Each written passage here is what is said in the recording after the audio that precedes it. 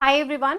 अगर आप DDA SO horticulture 2025 में इसकी तैयारी कर रहे हैं तो सबसे बड़ा चैलेंज आपका आ सकता है रीजनिंग, क्वांट, जीके, इंग्लिश और कंप्यूटर वाले सेक्शन में।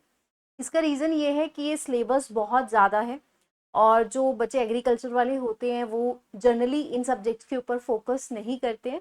बट बच्चा इन सब्जेक्ट्स की वजह से आपका सिलेक्शन रुक सकता है, क्योंकि अगर आप इन सब्जेक्ट्स 10-10 मार्क्स के अगर ये सब्जेक्ट्स आ रहे हैं और अगर आप इनको नहीं करके जा रहे हो और छोड़ के जा रहे हो और इतना बड़ा सिलेबस है, अभी तक आपने तैयारी स्टार्ट नहीं की है, तो सबसे बड़ा चैलेंज आपको आएगा कि एग्जाम में आप इनके क्वेश्चंस अटेम्प्ट नहीं कर पाओगे अगर आपने तैयारी नहीं की। तो इस वीडियो को बहुत फोकस करते हुए ध्यान से आपको सुनना है, ठीक है, ताकि आपको इस सेक्शन में कोई चैलेंज ना आए। सबसे पहले मैं आपको जो है मैथ्स के बारे में बता देती हूँ कि आप मैथ्स को कैसे प्रिपेयर कर सकते हो। देखो, एक बार ना प्रीवियस ईयर पेपर जो है देख लेना कि प्रीवियस ईयर पेपर में कौन कौन से टॉपिक से क्वेश्चंस आए हैं।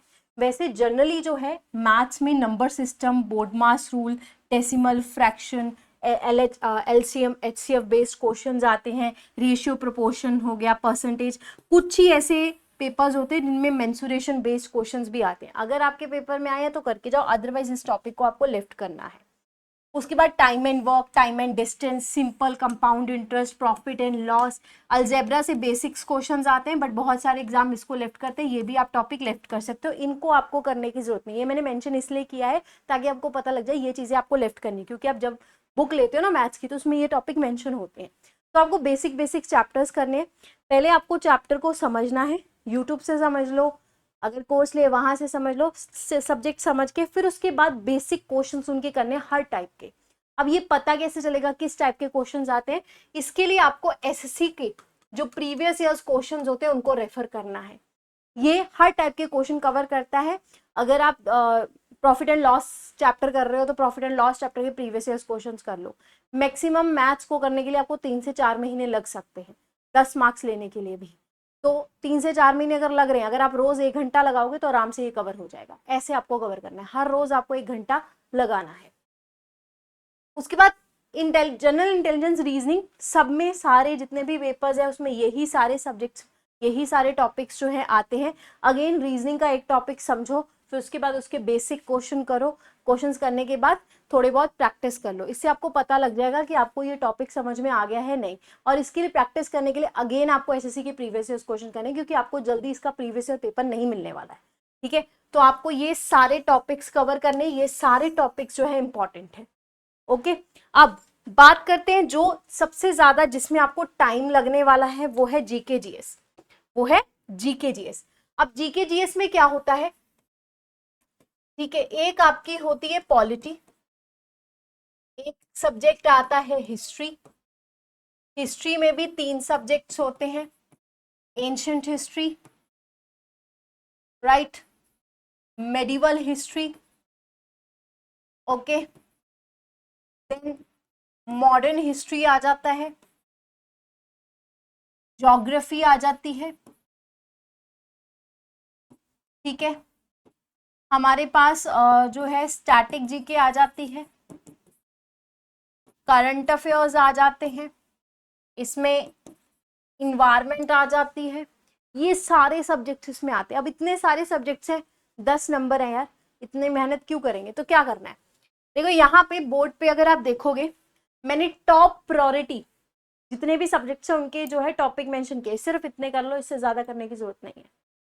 Don't go, take a screenshot, screenshot लो, जो भी टॉपिक इसमें मेंशन है सिर्फ इसको पढ़ो और एसएससी के प्रीवियस ईयर क्वेश्चंस करो। जैसे कीवर्ड्स के बारे में जानो, fundamental rights, directive principle, fundamental duty, present and governor, judiciary, parliament, amendments and important act. That's it, इससे ज्यादा करने की आपको जरूरत नहीं है। यहीं से आपको क्वेश्चन मिल जाएगा, 2 क्वेश्चन तो आपको इसी टॉपिक से मिलेंगे। उसके बाद आगे देखो, एक ज्योग्राफी में आपको ये सारे टॉपिक्स करने, जैसे जो रिवर्स होती हैं, highest peak in India, state wise national park की लोकेशन, क्लाइमेट के बारे में, ठीक है, और इन्वायरमेंट का ये वाला टॉपिक करना है, ठीक है। पॉपुलेशन सेंसस के बारे में करके चल जाना, एक आधा क्वेश्चन उसमें से आ जाता है। हिस्ट्री के जो इंपॉर्टेंट टॉपिक्स हैं ये सारे करके जाओ, इन्हीं में से काफी सारे क्वेश्चंस आते हैं। जैसे मौर्यन गुप्ता एम्पायर से क्वेश्चन आ जाता है, भक्ति या सूफी मूवमेंट से आ जाता है, दिल्ली सल्तनत से आ जाता है। ये सारे टॉपिक्स आपको उसमें करके जाना है हिस्ट्री में, ancient history, medieval history, modern history, इतने ही करना और एसएससी के प्रीवियस ईयर्स क्वेश्चन कर लेना, इससे ज्यादा एफर्ट मत करना, you will waste your time. Then for the general science time मिले कर लेना, बायोलॉजी आपको आती है, केमिस्ट्री फिजिक्स में अगर टाइम मिले ओके है, अदरवाइज लेफ्ट इट आउट कर देना, ज्यादा एफर्ट करने की जरूरत नहीं है, यू विल वेस्ट अगेन, आप अपने एफर्ट्स को वेस्ट कर दोगे। स्टैटिक जीके, इस पे सबसे ज्यादा फोकस आपका होना चाहिए। द रीजन इज क्योंकि आपको 3 या 4 क्वेश्चन स्टैटिक जीके के मिलेंगे। जैसे आपको नेशनल पार्क्स के बारे में पता होना चाहिए, आपको फोक डांसेस के बारे में जो है पता होना चाहिए, आपको टेम्पल्स एंड मॉन्यूमेंट्स के बारे में पता होना चाहिए, rivers, books and author awards, nicknames, organization, इससे आपको 2 या 3 क्वेश्चन आएंगे। हो सकता है करंट अफेयर्स के साथ मिक्स होकर आ जाए, अदरवाइज सिंपल स्टैटिक जीके। तो एक बुक मिल जाती है 30 रुपए की स्टैटिक जीके की, मार्केट में जाओ, वो लो और उसको पढ़ना स्टार्ट कर दो। ठीक, तो जीके जीएस में आपको ये करना है। अब देखो मैंने मैथ्स का बता दिया आपको, क्वांट हो गया हमारा, रीजनिंग हो गया हमारा, जीके हो गया, अब बचता है इंग्लिश और कंप्यूटर। इसके लिए 2 बातें याद रखो, इंग्लिश में ग्रामर और आपकी वोकैबुलरी, ये 2 चीजें इंपॉर्टेंट होती है। वोकैब के लिए बहुत सारी ऐसी वेबसाइट्स हैं जो आपको आने 10 साल में जितनी भी वोकैब आई है एसएससी की प्रीवियस ईयर, वो सीधा पीडीएफ दे रही है। टेक दैट पीडीएफ, उसको जो है प्रिंट आउट कराओ, बस वो वोकैब पढ़ो। अगर वो नहीं कर सकते तो मार्केट जाओगे, 30-30 रुपए की बुक आती है जिसमें क्या होता है, ये पूरी वो कैब दी होती है प्रॉपरली, 50 रुपए की ऐसी आती है, idioms and phrases, synonyms and antonyms, सिर्फ उसको पढ़ के जाओ। या एसएससी के प्रीवियस ईयर्स क्वेश्चंस में से इंग्लिश कर लो, उनके प्रीवियस ईयर्स क्वेश्चंस करो, ज्यादा थॉरली करने की जरूरत नहीं है।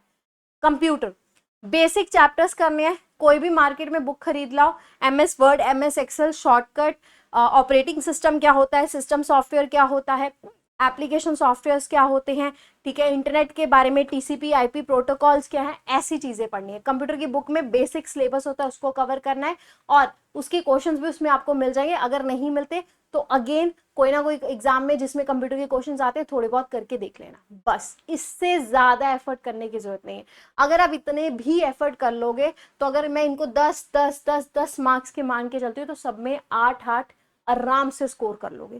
करंट अफेयर्स के लिए लगभग 6 महीने के करंट अफेयर्स आप करके जा सकते हो जब आपका एग्जाम आए। तो ये एफर्ट आपको करना पड़ेगा बच्चा, अगर नहीं करोगे तो अगेन है बच्चा, सीट आपकी है ना, तो सीट तो आपको लेनी है ना, तो एफर्ट्स तो यार हमें ज़्यादा करने ही पड़ेंगे।